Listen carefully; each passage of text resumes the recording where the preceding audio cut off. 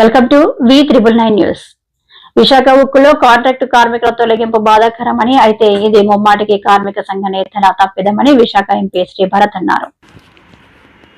Visakha ఉక్కులో contract కార్మికుల తొలగింపు బాధాకరమని, అయితే ఇది ముమ్మాటికి కార్మిక సంఘ నేతల తప్పిదమని విశాఖ ఎంపీ శ్రీభరత్ అన్నారు. పరిశ్రమను కాపాడుకోవడం కోసం కేంద్రంపై ఒత్తిడి తెచ్చి నిధులు రాబడితే దానిని ప్రశంసించాల్సింది పోయి కూటమి ప్రభుత్వంపై నిందలు వేయడం సరికాదని అన్నారు. జీవీఎంసీ 87వ వార్డ్ వడ్లపూడి సిద్ధార్థ్ నగర్లో 6 కోట్లతో చేపట్టనున్న అభివృద్ధి పనులకు స్థానిక ఎమ్మెల్యే పల్ల శ్రీనివాసరావు, వార్డు కార్పొరేటర్ బొండ జగన్లతో కలిసి శంకుస్థాపన చేశారు. ఈ సందర్భంగా మాట్లాడుతూ నిర్వాసితులకు 100% న్యాయం చేసేలా చర్యలు తీసుకుంటున్నట్లు తెలిపారు. ఏపీఐఐసి భూ నిర్వాసితుల సమస్యల పరిష్కారానికి కృషి చేస్తున్నట్లు తెలిపారు. కార్యక్రమంలో నియోజకవర్గ సమన్వయకర్త ప్రసాదుల శ్రీనివాస్, వార్డు అధ్యక్షుడు విజయరామరాజు, బీజేపీ నేత సోంబాబు, రాజన్ రాజు, బలిరెడ్డి నాగేశ్వరరావు తదితరులు పాల్గొన్నారు. గాజువాక నియోజకవర్గం 87 వార్డులో కొన్ని శంకుస్థాపన కార్యక్రమాలకి ప్రారంభోత్సవాల కార్యక్రమాలు పాల్గొనడం జరుగుతుంది. ప్రధానంగా ఏంటంటే ఇక్కడ గడ్డలు కాంక్రిటైజేషన్ లేకపోవడం వల్ల ఇక్కడ కొత్త డెవలప్మెంట్స్ రావడము, ఇక్కడ వాటర్ డ్రైన్ బ్లాక్ అయిపోవడము సీరియస్ ఇష్యూ అవడము. దానివల్ల ఇక్కడ స్థానిక కార్పొరేటర్ జగన్ గారు కూడా జీవీఎంసీ నుంచి ఫండ్స్ తీసుకొచ్చి ఇవాళ 2 వేరే లొకేషన్స్ లో 2 కోట్లతో 2 లొకేషన్స్ ఉన్నాయి కదా గడ్డలు చేసేది. గడ్డలు ఇప్పుడు 2 లొకేషన్స్ 2 కోట్లతో చేస్తున్నారు. అది కాకుండా గ్రౌండ్ డెవలప్మెంట్, వాకింగ్ ట్రాక్, ఇట్లా చాలా డెవలప్మెంట్ కార్యక్రమాలు చేస్తున్నారండి. అల్లా శ్రీనివాస్ గారు నేను దాంట్లో పాల్గొన్నాము. అట్లా గాజువాక నియోజకవర్గం గురించి వచ్చాం కాబట్టి ఇక్కడ స్టీల్ ప్లాంట్ గురించి అనేక ఆరోపణలు అండ్ కొన్ని సమస్యలు గురించి మాట్లాడే అవకాశం కూడా ఇవాళ మీడియా మిత్రులకు వచ్చింది. ఇందాక వేదిక మీద మాట్లాడుతూ కూడా చెప్పారు.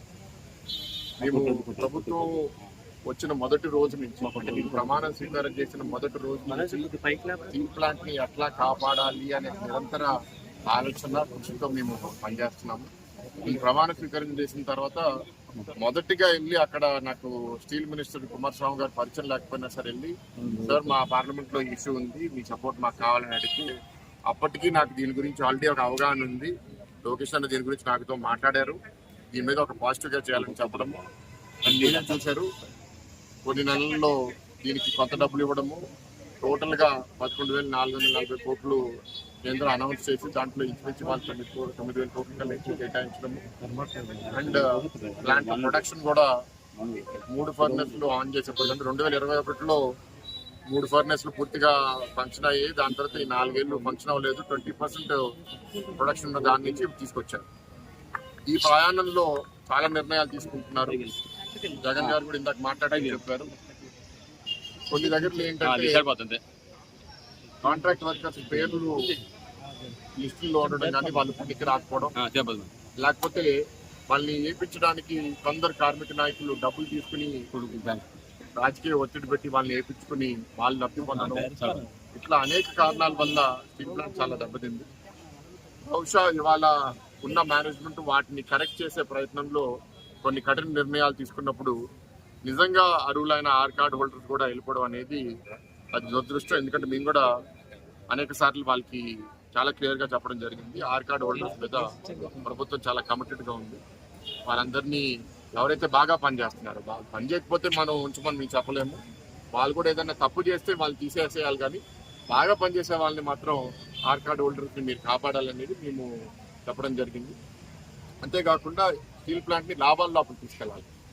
డే 1 నుంచి, ఇప్పటి నుంచే కాదు, డబ్బులు వచ్చిన ఒక వారం లోపలే నేను కార్మిక నాయకులను కలిసినప్పుడు అప్పుడే వాళ్ళ మాటలు నాకు కొంచెం తేడా కనపడింది. ఏంటి అంటే నాకు కొంత అనిపించేది, ఈ పోరాటం వాళ్ళకి ఆగకూడదు, ఈ పోరాటం నడిస్తేనే వాళ్ళకి ఒక ఉనికి ఉంటుంది అనే ఒక ఆలోచనతో బహుశా కొందరు ఉన్నారేమో అనే ఒక అనుమానం కూడా నాకు అనిపిస్తుంది. ఎందుకంటే స్టీల్ ప్లాంట్ బాగుంటే మాకు అసలు ఇష్యూస్ ఏమీ మేము చేయలేము, మేము లబ్ధి పొందలేమని కొందరు ఆలోచిస్తున్నారు. కొందరు నన్ను వచ్చి కలిసేటప్పుడు కూడా నేను వాళ్ళు చెప్పేవాడిని, మీరు వచ్చి కలిసి నాతో బాగా మాట్లాడుతున్నారు, బయటకు వెళ్ళి మళ్ళీ నన్నే తిడుతున్నారు, అట్లాంటి వాళ్ళైతే మీరు నా దగ్గర రామాకండి, మీరు ఇతర రాజకీయ నాయకుల దగ్గర మీరు వెళ్ళుంటారు, కానీ నేను అట్లాంటి రాజకీయ నాయకుడిని కాదు.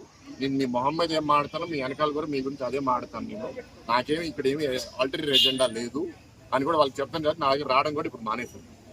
ఎందుకంటే నేను వాళ్ళు చెప్పే ఆ మాటలు నా దగ్గరికి వచ్చి ఒక మాట మాట్లాడి బయటికి వెళ్ళి ఇట్లా అన్నారని దాన్ని వక్రీకరించడం అనేది నేను కూడా ఎంకరేజ్ చేయట్లేదు.